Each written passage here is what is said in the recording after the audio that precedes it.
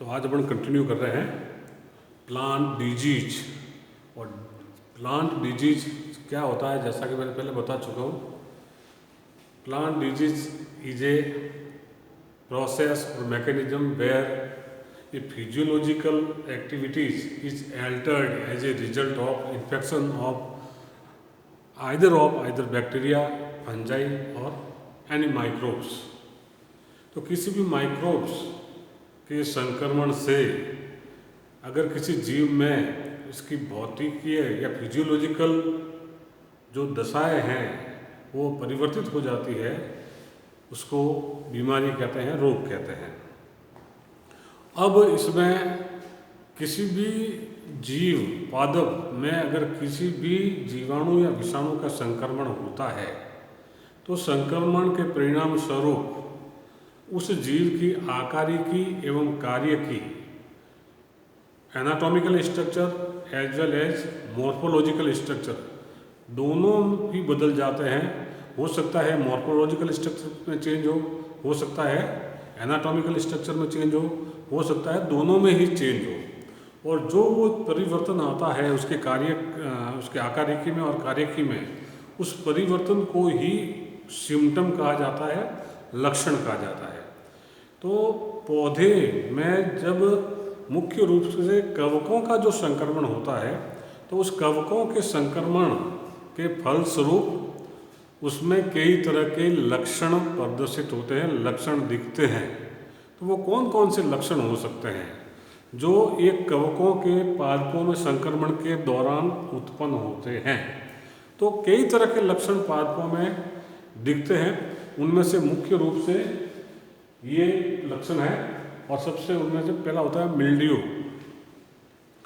Mildew में क्या होता है कि जो कवक है, कवक प्राय जो होस्ट है उसकी सरफेस के ऊपर ग्रो करता है, सरफेस के ऊपर वृद्धि करता है और वृद्धि करके वहाँ पर बीजाणुओं का निर्माण करता है। अब ये बीजाणु दो प्रकार के हो सकते हैं, या इस कवक तंतु की वृद्धि दो प्रकार की हो सकती है।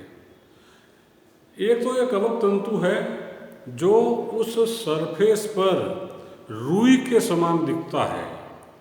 अगर कवक तंतु किसी होस्ट की सरफेस पर रुई के समान दिखता है तो उसको डाउनी मिल्ड्यू कहते हैं। तो डाउनी मिल्ड्यू कहते हैं।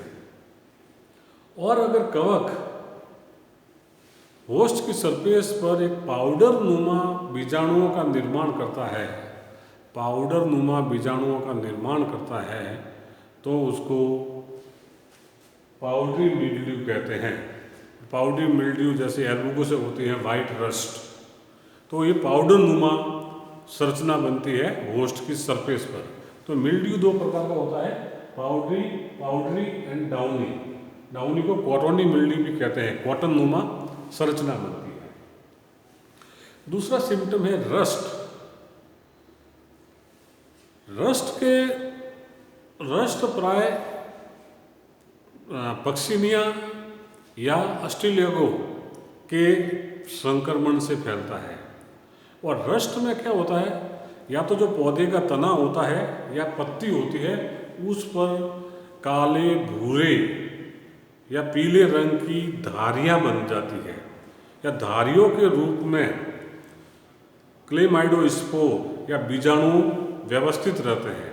तो उस पत्ती पर या तने पर उस काले, पीले, भूरे रंग की धारियों को देखकर अपन कह सकते हैं कि इसमें रस्ट हुआ है। और रस्ट प्राय पक्सिनिया या अस्टिलिगो के द्वारा होता है। मोस्टली ये पक्सिनिया के द्वारा होता है। ये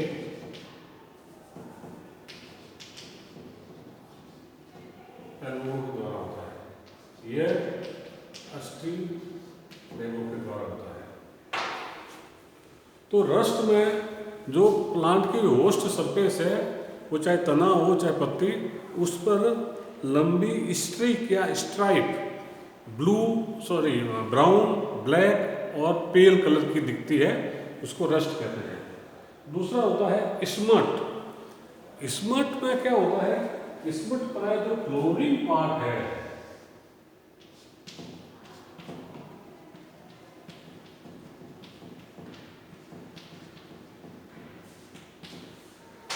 पौधे का फ्लोवरिंग पार्ट है, जो ईयर है, बाली है, वहाँ पर कोयले नुमा संरचना, सूटी पाउडर, कोयले जैसा पाउडर, काला काला पाउडर दिखता है, उसको देख के बढ़ कह सकते हैं कि इसमें ये स्मट डिजीज है, ये कंड रोग है। रस्ट को कहते हैं कीट रोग, स्मट को कहते हैं कंड रोग। कंड रोग, तो कंड रोग प्राय जो बाली होती है या जो पौधे का ईयर या फ्लोरिंग पार्ट है, वहाँ पर काले पाउडर के रूप में दिखता है। इस काले पाउडर को देख के अपन कह सकते हैं कि इसमें स्मट नाम की बीमारी हुई है। और यह बीमारी स्मट प्राय एस्टिलेबो और इसके बहुत सारी स्पीसीज है और स्ट्रेन है, उसके द्वारा होती है। गेहूं में होती है, जौ में होती है, मक्के में होती है, तो बहुत सारी सीरियल क्रॉप्स में ये स्मट डिजीज होती है। नेक्स्ट सिम्टम है फ्रूटिंग बॉडी। अब फ्रूटिंग बॉडी से तात्पर्य ये है कि ऐसे बहुत से कवक है जो किसी फल, पत्ती या तने पर अपने फलनकाय का निर्माण कर लेते हैं, फ्रूटिंग बॉडी बना देते हैं। जब उस फ्रूटिंग बॉडी को अपन देख के कह सकते हैं कि इस पौधे में, इस होस्ट में, परपोषी पौधे में कवक का संक्रमण हुआ है। फिर होता है नेक्रोसिस। नेक्रोसिस से तात्पर्य यह है कि जहाँ कहीं भी उस कवक का संक्रमण होता है, अगर उस एरिया में कोशिकाएं मर जाती है, मृत हो जाती है, तो उसको नेक्रोसिस कहते हैं। नेक्रोसिस बहुत ही खतरनाक बीमारी है, सिम्टम है। नेक्रोसिस में अफेक्टेड पार्ट की कोशिकाएं मृत हो जाती है। एंड दैट नेक्रोसिस फिर कई भागों में विभाजित किया जाता है। नेक्रोसिस में जैसे स्पॉट, नेक्रोसिस में भी है स्पॉटेड। स्पॉटेड से तात्पर्य यह है कि पौधे के जो संक्रमित भाग है, उस संक्रमित भाग में कोशिकाएं मर जाती है। पूरे पौधे में नहीं मरती है, केवल जो संक्रमित भाग है वहाँ पर ही मरती है। उसको स्पॉटेड कहते हैं या स्पॉट नेक्रोसिस कहते हैं। जैसे पत्ती का कोई एक भाग हो गया और स्टेम का कोई पार्ट हो गया, तो इसको बोलते हैं स्पॉटेड नेक्रोसिस। दूसरा होता है स्ट्राइप एंड स्ट्रिक्स। स्ट्राइप एंड स्ट्रिक्स से तात्पर्य यह है कि अगर नेक्रोसिस तने पर या पत्ती पर लंबी लंबी धारियों के रूप में पाया जाता हो, तने या पत्ती पर लंबी लंबी धारियों के रूप में कोशिकाएं मृत हो जाती हो, उसको स्ट्राइप या स्ट्रिक्स कहते हैं। तो ये स्पॉटेड से थोड़ा वृद्ध रूप है, स्पॉटेड से थोड़ा एनलार्ज रूप है। फिर होता है कैंकर। कैंकर से तात्पर्य यह है कि एपिडर्मिस या कॉर्टेक्स की कुछ कोशिकाएं मृत हो जाती है और वो मृत कोशिकाएं कॉर्टेक्स या एपिडर्मिस पर एक गोल के रूप में या एक मरे हुए पार्ट के रूप में प्रदर्शित होती है, उसको कैंकर कहते हैं। और ये प्राय नींबू में पाया जाता है या सेव में पाया जाता है। फिर है ब्लाइट।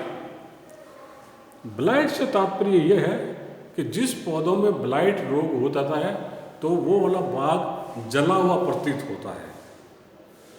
नेक्रोसिस में तो कोशिकाएं मर जाती है और ये बिल्कुल जैसे जला दिया गया हो, जैसे पत्ती जल जाती है, फ्लावर जल जाते हैं, डालियां जल जाती है।